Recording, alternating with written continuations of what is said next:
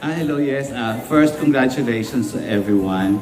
My question is for Alden Richards. Alden, since kung masasabing bagong genre ito ng show na i-host mo for the first time, what can the audience expect from you? And ano ang gusto mong makuha ng mga, lalo na mga batang manonood ng center stage? Opo, kasi after po ng Bet ng Bayan, that was my last actual hosting job. As well, aside from Meet Bulaga po na araw-araw kong ginagawa. Pero before po kasi, co-host po, side stage host po ako ni Ms. Regine Velasquez. So ngayon po, I'm gonna be hosting center stage as one of the main hosts. And I'm very proud of this show kasi it was originally, it's an original concept of GMA. So talagang pinag-isipan po ito ng nasinsinan para mabigyan po ng bagong flavor yung singing contest. And now po yung unang roster po ng contestants na ipapakita natin is for the kids. Pero not necessarily naman po na we're limiting the contestants sa mga bata. For now po, mga bata muna. And then later on, we will progress into a much older age group. So yung center stage po, may expect ng mga bata dito, it's gonna be fun, it's gonna be inspirational. And mas nahuhubog po nito napupush po nito yung pagiging kuya ko sa mga bata. Siyempre, mga bata po yung contestants natin. We want them to be inspired and motivated na even though hindi sila yung makuha sa contest na to, this will not be the end but the start of their journey as singers. So yun po yung i-encourage namin na maging image ng show sa mga bata and especially to the parents. Thank you, Alden. Thank you po. And for Betong, since singer ka rin naman, ano yung pwede mong wisdom or advices na maibibigay sa mga contestants sa mga bata or sa mga batang aspiring singers in general? Yun po, nahiya po ako dun sa singer po, pero salamat po sa inyo pong... Nag-concert ka, di ba? Di po, kasi po ngayon po kasi pinaka-responsibilidad ko po, kasi kung si Alden po yung before siya yung parang journey host, ako naman po yung journey host po rito. So, kalimitan po, mga kasama ko po yung mga magulang, yung mga guardians sila, pero nakakausap po yung mga bata. Sabi po sa kami nga nila, kung hindi man sila palaran ngayon, dire-diretso lang, huwag bumitaw sa pangarap. Hindi ibig sabihin na pag hindi ka pinalad ngayon, tapos na, dahil bata pa sila, mas lalo na lang pag-ibayuhin yung kanilang craft, yung talent nila, dahil hindi natin masasabi sa mga susunod na mga contest pa na panasalihan, dire-diretso lang. So, wag lang bumitaw sa pangarap and always pray para maabot natin yung mga pangarap. Po yung madalas ko sinasabi ko sa kanila. Thank you. Thank you po. Alright, our next question will be coming from Sir Lester Ramos. Hello po. My question po is for Miss Pops, Miss Hazel, and Sir Mel. Question po is it hard po ba to judge or critique the kids than the adult performances ng mga contestants po? It's hard to judge, especially in a contest. Napakahirap po kasi syempre there will always be one winner and there will always be the others will always get disappointed. So mahirap rin syempre yung trabaho namin. We don't want to hurt anybody, we don't want to disappoint. But somehow, this show, nakikita ko, we will be more encouraging. We cannot probably stop, lalo na pag bata, di ba? Sa may edad nga, nadi-disappoint na sila. What more pag children? So we're gonna try to be very careful to not, kumbaga ayaw namin ba disappoint sila to a point na titigil na nila yung dreams nila sa pagkanta.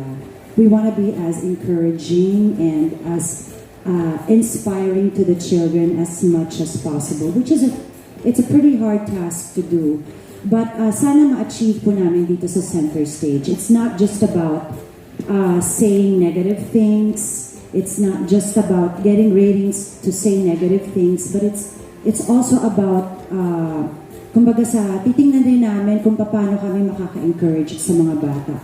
For most of them, this is exactly what they want to do. They want to be the best singers, they want to be popular singers later on in their lives. But for others naman, this is just a hobby, a passing thing. So hopefully, us as judges, makatulong kami doon. And of course, center stage as the show, and I said this before, hopefully center stage will be a stepping stone wherein they can figure out exactly what they want to do later on in their lives. How po Miss Hazel and Sir Man? Kumusta po yung experience judging the kids so far? Well, so far, nakita naman namin, yung first episode namin, napakahuhusay nila. And like what Miss Pop said, it's harder actually to judge kids because ito yung nagsisimula pa lang sila, no? Now, when they hear negative words, baka mamaya, parang ayoko nang kumanta ulit. So, oo, baka dalhin na nila, di ba? So, we want to make it as enjoyable as possible na if you don't make it today, then maybe the next time. Kasi bata pa yung mga yan, raw pa yung mga talent niyan, pwede pa silang mag-improve through time and experience. And that's what we want, for them to enjoy the stage and not fear the stage or make the stage a parang competition lang. Yeah, but at the end of the day, one will, di ba? Well, basically, nasagot niyo na yung tanong ko. But I really wanted to know, apart from the emotions, of course, what are the qualities you look for in a contestant? Ako sa nakikita ko sa mga bata ngayon, ang yabang nila. Ang yayabang nila. Nagugulat ako kung paano gano'n na sila kagaling tumayo sa stage, yung presensya nila. And I think, yun, nakukuha ako as a judge. When you stand on stage and you own that stage, it means you own the song. That's one for me. Are you asking for 3? Just one? Just one. Okay, ayun, ako doon. May yabang on stage, yeah. And confidence. Stage, yun na rin. Stage presence. Yun yan. Actually, maglakad pa lang yung bata. Maglakad pa lang, pag kumpiyansa, buo yung loob, kita mo na rin eh. May plus factor na kaagad yun. Hindi pa yung kumakanta. I agree. Overall performance, I think, is very important. It's difficult to join a contest. It's hard to step on stage.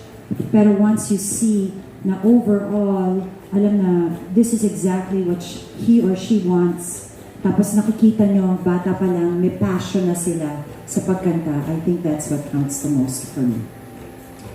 For my next question, kahit sino po kayo sumagot, or siguro si Alden, meron naman existing talent shows ang GMA, and then na-mention kanina that center stage doesn't limit when it comes to the age of the contestants. So I wanted to know what kind of stars or what kind of star is center stage looking for? Well, since we started po with the kids, parang we wanted to give a different take on how we can choose talented kids when it comes to singing in terms of how we programmed the whole contest. So it's a very different interactive way of determining who will be the winner. But basically, we're looking for stars that can syempre carry themselves as performers. Of course, ang dami ng syempre yung meron tayong mga performers dito sa GMA na syempre, how do I say that in a well-mannered way? Parang leveling up. So we wanted to discover new talents who can be successors to the current ones. So, of course, we have All Out Sundays. So we wanted this platform to look for kids and talents na pwede rin natin maipakita doon para pwedeng madagdagan yung family ng performers, especially here in GMA.